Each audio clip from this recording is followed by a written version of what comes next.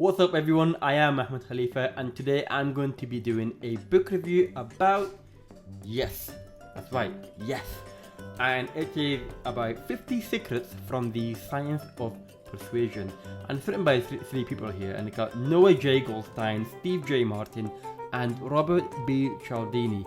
Some of you may have heard of this guy before. That's the one, because he wrote many persuasion related books, including this one called Influence.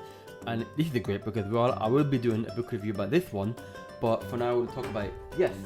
The book has talked about how over half a century, persuasion had been studied, scientifically, but it's never taken seriously by the academic journals around. And it should be. It should be looked at as science, not as an art, because it talks about human psychology and everything related to that. And it's a boring subject for some people, but the book has made it very, very interesting and very easy to read because it is 50 secrets from the Science of Persuasion written there. They have broken it down to 50 easy to read, sizable chunks, and you can kind of drop in an eye or read from start to finish.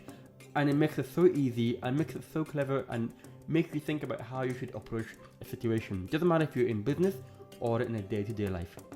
Whether you realize it or not, you may have been influenced to a small degree, and it has highlighted a few examples in here. One of them is about in a hotel. When you go to the hotel, you check in your room, and in a bathroom you always see a sign now there to talk about towels, and you should be encouraged to reuse it to save energy, save cost, all that kind of thing. And it has talked about how they have experimented with different messaging to encourage people to reuse towels, and one style works better than the others, which means that the hotel saves money but also benefit the environment as well, and it makes you more mindful about what you're doing. Small things that you probably didn't realize that it's having an effect on you. So if you're trying to sell, let's just say, a software to a beauty salon, for example, and it's a local one, they are more interested to hear experiences from other similar size or similar industry, obviously a similar type company, and not from big corporate brands who have also used it. It makes sense, it's a small thing because they can relate to it, and that will also make them think, that could be useful for me, and they may be benefiting from it because other similar companies are also benefiting from, for example, a software as well. And one small example is how to be a show-off without being a show-off. And people don't like you talking about yourself all the time, that I am so great, I'm special, I'm a guru, blah blah blah. But by allowing other people to, for example, do an intro for you and talk to you about who you are and talk to the audience about who you are, they're more likely to sell it better for you than you say, I have done this, I have done that. But if someone else has said that, it makes you look more credible and you don't look like an arrogant show-off, for example. And again, it's a small thing that could make a big difference in your case. Some people might argue that this book will actually persuade or influence them. You're kind of taking advantage of them, but it's not about taking advantage of people. It's about ethical influence, ethical persuasion, and there's actually a dedicated chapter about ethical influence right there. And it talks about how you should use it to help other people, not to benefit yourself, because at the end of the day, you could lose out in the long term if you don't watch out how you use your tactic and your influence on other people.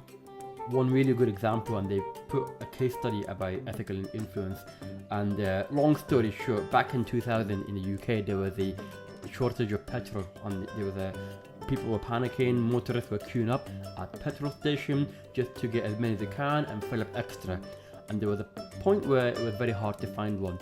In one particular local community, one petrol station managed to get delivery, and people heard about it and they went to that place.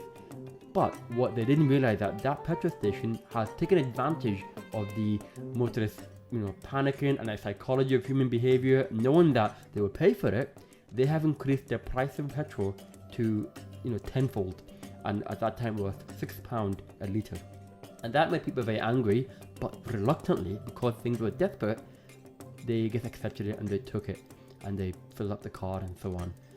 But you can imagine after that shortage is over, what do you think happened to that business? Because people were still angry at them to the point where they're telling people don't go there, and even though the company had made almost more than 2 weeks worth of profit in one day, after the shortage of petrol had past, they have, lost business because of their reputation. They exploited people's behavior and the panic by, just for themselves without helping the local community.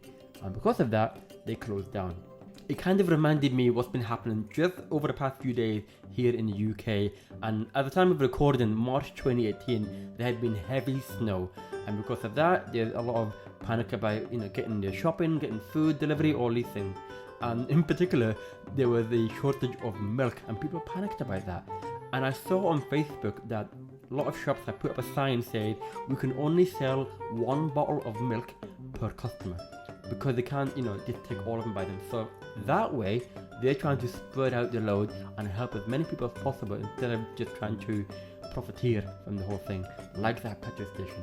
So, as much as you can argue that this book is about, you persuading people to do things that they might not have thought about doing before, it's about being ethical as well. Either way, I recommend this book. And just so you know, this book was published back in November 2007, I believe, and they have released one that 60 secrets from a Science of Persuasion. This is 50, so they have 160 now, and they've released that in April 2017, 10 years later. Whatever one you get, whether it's the 2007 version or the 2017 version, they're both relevant today and probably forever, because it's all about human psychology kind of thing.